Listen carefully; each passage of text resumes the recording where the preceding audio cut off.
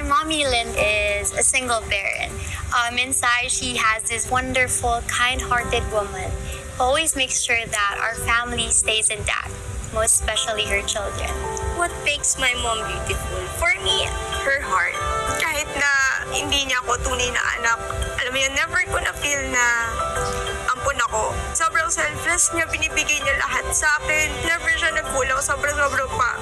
Well, what my mom has taught me is that beauty, it is not just physically. If you are kind, if you have the right intentions, if you know how to love, that is beauty on its purest. Mom, actually want to thank you for being strong for us. I'm thankful kasi those times wala yung dad mo.